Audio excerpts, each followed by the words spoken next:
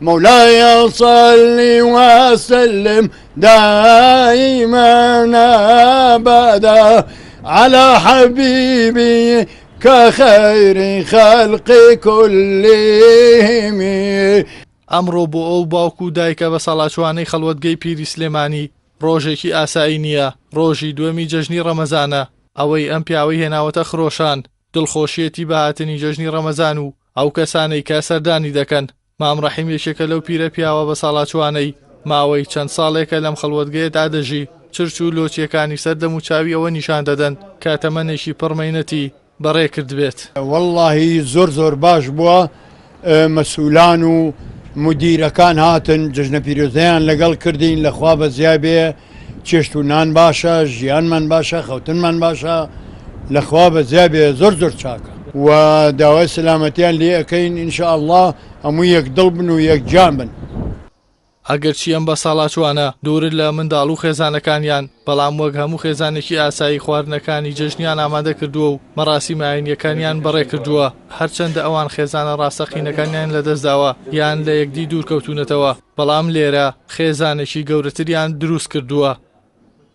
ئەو گەنجانە بەرێزان لە ماڵەوە لە یەکەمین ڕۆژی جەژنەوە هەڵەسن ئەڕۆن لای باوکیان و دایکیان، ڕێزیان ئەگرن، سەریان ماچەکەن، دەستیان ماچەکەن و دیارەیەکی جوان بچووک ئەیدەن بۆیان. دوای ئەمە ئەو خێزانە لە ماڵی خۆیان دەرئەچن ئەڕۆن بۆ ماڵی هاوسێ، ئەو کۆڵانە تەواوەکەن، دوای ئەڕۆن ئەو گەڕەکە هەمووی تەواوەکەن تاکو میلەتی ئیسلام هەمویان یەک بن، هەمویان سەرکەوت بن. وێنەیەکی چارلی چاپن گەورە ئەکتەری بەناوبانگی بەریتانی چیرۆکیەکێک لە بەسەڵاتچوەکان دەژێڕێتەوە، هەر بۆیە لە بەرامبەر جێگای خەوتنەکەیەوە وێنەکەی هەڵواسیوە. هاوڕێکانی مام سەلاح کە ئەو وێنەیە دەبینن دەڵێن مام سەلاح ئەوە تۆ و کوڕەکەتە.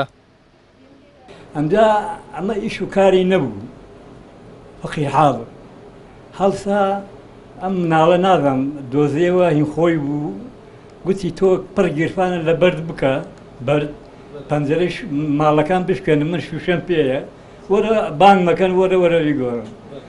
ئەمجا ئەوە لەبەر ئەو ذکرایە هەڵم گرتووە، لەبەر ئەوە یادگاری ئەوە لەو ئیستا جایسە زۆر جەماعەت لێرە ئەڵێ ئەوە تۆی، ئەوش کوڕەکەتە. خانەی بە ساڵاتچوانی سلێمانی سەربە بەڕێوەبەراتی گشتی چاودێری و گەشەپێدانی کۆمەڵایەتیە، وەک کارمەندەکانی باسی دەکەن لە یەکەم ڕۆژی جەژندا سەرجەم کارمەندەکانیان لەگەڵ بە ساڵاتچوەکان جەژنیان کردووە. هەروەک چۆن لەگەڵ لە ناو خێزانەکانی خۆمانە جەژنەکەین، هەر بۆیە یەکەم ڕۆژی جەژن بەڕێوەبەری گشتی، بەڕێوەبەری چاودێری، بەڕێوەبەری ماڵی بە ساڵاتچوان لێرە ئامادەبوونیان هەبوو لەگەڵ توێژەرەکە.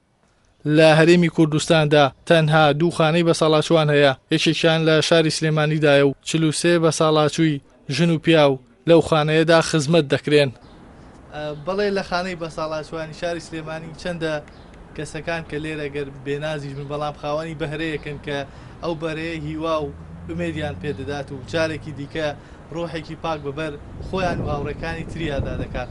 لەم جەژنەشدا ئەوانەی کە لەم خانەیەدان بە دڵخۆشیەوە جەژن بەڕێ دەکەن و لە کارمەندان و بەڕێوبەرانی خانەی بە سەڵاتچوانی سلێمانی جوە خۆیان دەڵێن زۆر ڕازین. ئەحسان سابیر کەناڵی ئاسمانی پەیام سلێمانی.